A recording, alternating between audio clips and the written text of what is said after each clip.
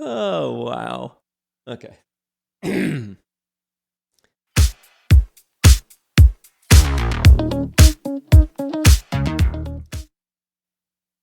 Welcome to Podcast Ph.D. My name is Mark Ronick, and I'm here with my co-host, Larry Roberts. Good morning, Larry. I guess good morning for us anyway, right? Yeah, good morning for us. Here we are. I don't even know what day it is, man. You know, as a full-time podcaster, I think days just tend to flow together. Yeah, especially when we're working with so many different podcasters and too many dates and launch dates and publish dates. And yeah, I lose track very quickly. And, speaking of launch dates, so we are, as we like to teach other podcasters, we are doing some batch recordings as we kick off our first season of Podcast PhD. And one of the conversations that I brought up to you actually last night that we haven't really had yet together, I want to do it here. I want to talk about what's that? Construction. I want to talk about this idea of possibly making this podcast only available on, well, for this discussion's sake, only available on one platform. The rule of thumb has always been, for the years that we've been doing this, the rule of thumb has been get your podcast on as many platforms as possible for discoverability. We feel like if you're on all the different platforms, then you can cater to all the different devices and apps that people are using to consume your podcast. And at the same time, Larry, there's also this messaging around not giving our audiences too many choices, because when we give them too much to choose from, then they tend to not take action on any of those. Right. So first, I'm curious just so far what I'm talking about, what your thoughts are. And then I want to dig into you before we get into all the different tools, whether they're apps or microphones. We're going to share some of our thoughts around what you need, what you may not need. But first, I want to dig in with you, and I want us to see if we can make a decision right now as to what do we want to do. Our audience already knows because Here we are, but we haven't decided yet. So what are your thoughts first around some of the stuff that I'm talking about? And then let's talk about whether or not we go exclusively on one platform. Well, I think you nailed it with the D word, and that's discoverability. That escapes so many new podcasters, but because we don't take that into consideration. We don't take into consideration the fact that the only way we're going to get listeners and subscribers is for people to discover our show. And there's so many different ways to go through that. But there's really only three things that will make our show more or less discoverable. It's either luck, which most of us don't have, it's time, which most of us hopefully have a lot of, or it's money, because you can invest in the show, you can invest in advertising, you can get it out there in front of eyes and ears. So one of those three things has to come into play. And with the thought of jumping on multiple platforms and hoping that someone finds us there, we tend to try to be everything to everybody. And if we look back at our show descriptions, because we always talk about when we're writing a description for the show that we want to identify our unique listing proposition, we want to identify our audience. So we want to be in a niche. We want to be one thing to one particular type of individual. So when it comes to discoverability and it comes to having our podcast in one place or another, could it possibly be said that we're spreading ourselves too thin and we're going through too many exercises, trying to talk to too many people, and we once again end up talking to none? So that's kind of where I'm coming from, and especially with the evolution of podcasting. You know, podcasting in the traditional sense is audio only, driven by an RSS feed. But with advanced technology, with smaller phones and more portable devices and higher speed internet, wireless, that sort of thing, we've got this functionality available to us now that provides the content in whatever format we prefer to consume it, really at any given time of the day. So where can we put our show, or how can we put our show out there on a platform that has the most tools and the most opportunity to up our discoverability without us trying to post, as Gary Vee likes to say, 40 pieces of content a day every day. And it's like trying to post 40 episodes of your podcast every week, every time you release. So that's kind of where I'm coming from there with it. I'm especially now. I'm really starting to lean closer towards finding one platform and being exclusive on that platform. Yeah, there's something appealing about that to me. And I think some of it has to do with just taking that leap and testing it and seeing if it's to our advantage or not, because that's also an area that I don't think a lot of podcasters do enough of, is testing and experimenting. Again, it's back to what we were talking about in a previous episode around perfection. They just want to make sure they're doing it quote unquote right, Yeah. and it could actually end up hurting them in the long run. So I gravitate to doing it simply as an experiment, and for some of these reasons that you've described and I had shared with you. The question then leads to where we're doing video and audio. At least that's what we decided when we went into this. And that said, YouTube could be the one place that we decide to go, right?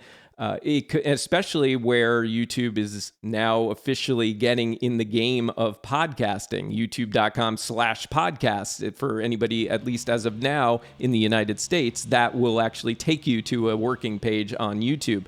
So I guess the first question I would have for you, Larry, is do we do this exclusively on YouTube, or do we say maybe YouTube and pick one of the big audio platforms like Apple or Spotify? Yeah, I think as far as an audio perspective, you need to be somewhere on audio. But I'm also of the mindset that right now, especially as we're recording this podcast, video's where we're at. YouTube is coming to the forefront of the game. As you mentioned, they now have their podcast landing page.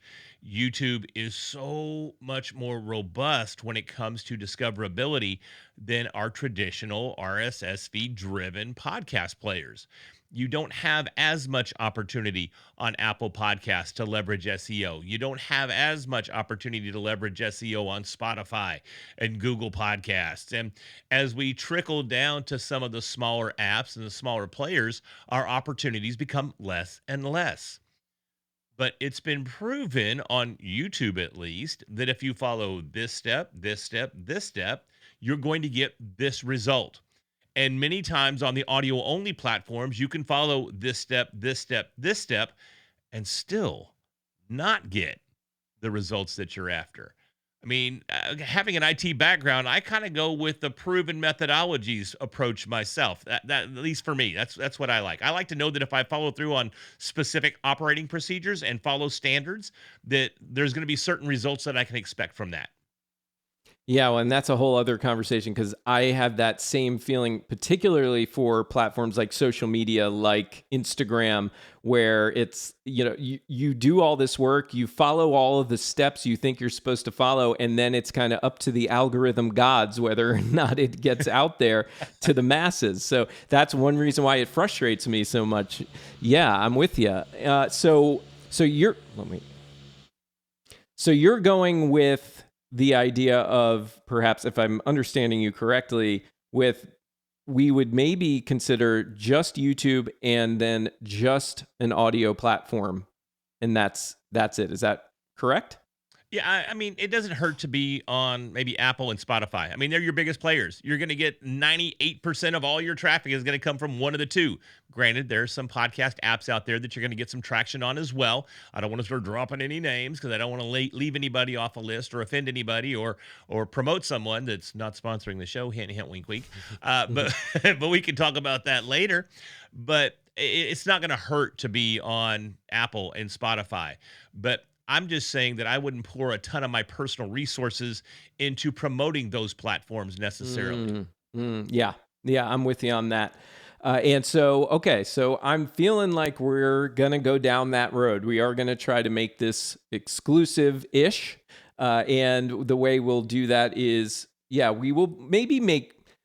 Yeah, okay, I'm with you. We'll make it available on the other platforms, but we're really going to only focus on it for our audience. We're going to send them either to Apple or Spotify. This way, we've got Apple or iPhone users and Android users all having that ability to get that audio content. And then we'll focus on really the one and only place to put your video content right now, YouTube. And yes, there are other places, but YouTube really is the place that I think we should be of all the options. So yeah, I'm with you. 100%. But then that leads us back down to that path you mentioned earlier too. Do we now take this video content because video social media platforms, that's where it's at. So do we now take our content and promote on TikTok? Do we promote our content on Instagram? Do we promote our content on Snapchat? Where do we go? Do we do shorts? I think shorts are by default, that's probably going to be one of our options there for this particular show since it's going to live on YouTube. But again, going back to any of the social media marketers that you listen to or any of the big names that are out there, they're all talking about content across the board. But if you go to a podcast conference or you go to a podcast meetup in one of the local cities here, you hear people complain all the time. They just don't have time to do it. So are they sacrificing their opportunities to grow an audience because they just don't have the time to be everywhere? Yeah, this is actually a great question, Larry, and it's making my mind go in tons of different directions.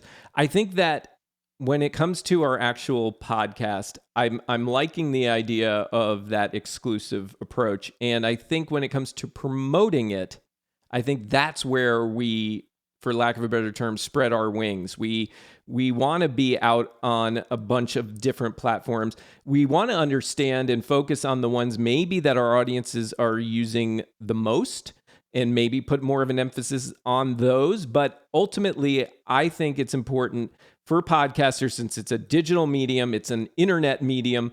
I think that we want to be on the different social platforms, the popular ones, to distribute small pieces of content to direct people to the big show, which is right here where we are. And again, though, it comes down, to the discoverability and the time. As independent podcasters, and we kind of alluded to this in our first episode, the vast majority of the listeners to this show are going to be independent podcasters. Mm-hmm. And it can be so frustrating. I mean, what are the percentages of people that start podcast and pod fade? It's massive. I think out of the 2.4 million podcasts that are out there now, and I'm just kind of picking that number, it's going to vary depending on what platform you go to get your stats, but roughly 2.4 or so podcasts. I was talking to somebody yesterday, and only about 59,000 of those are active. Mm-hmm. 59,000 out of 2.4 million. Yeah. So what's one of the main reasons that people fade from the podcast? Because they're trying to be everywhere and everything to everybody, and they end up not getting any traction whatsoever right out of the gate, and they give up. Yeah, because they're frustrated. They don't feel like anybody is listening because, well, they're probably right, because again, they're being too many things and in too many places at once, and it just gets lost. So yeah, focus your efforts when you can on the main places. And what my intention for us, Larry, is to pick one or two social media platforms to promote, and then take that same content that we're using and distribute it to those other platforms. I just may not put as much time and effort into those other places until they prove me wrong, right? Until they say, yeah, my audience is here too, and they do want more content from there. Then I'll nurture it a lot more at that point. Well, and there's tons of tools that can help with that process as well, especially if you just want to have a footprint on a particular platform and not necessarily put a ton of energy. You can always leverage scheduling tools and scheduling platforms to push your content out there and not have to do too much extra work to get it out in front of that audience. Absolutely. Okay, so this conversation ended up going a direction at least a little bit deeper than we had anticipated. Yeah, we didn't. I think that's fine. A lot of times you'll have a plan for an episode as well, and you'll have a conversation that kind of takes it in a different direction.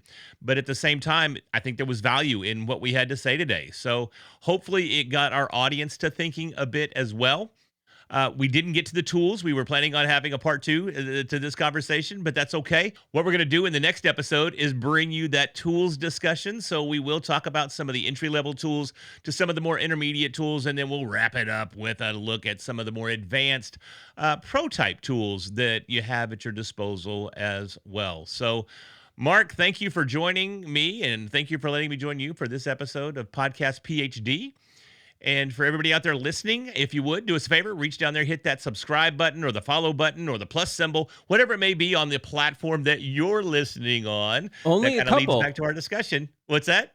Only a couple of platforms to choose from there. That's right. That's right. So go ahead and do us a favor, hit that subscribe button. We'd love to bring you this content each and every week. So until then, thank you so very much for joining us. I'm Larry Roberts, and my co-host is Mark Ronick. Thank See you next you. week.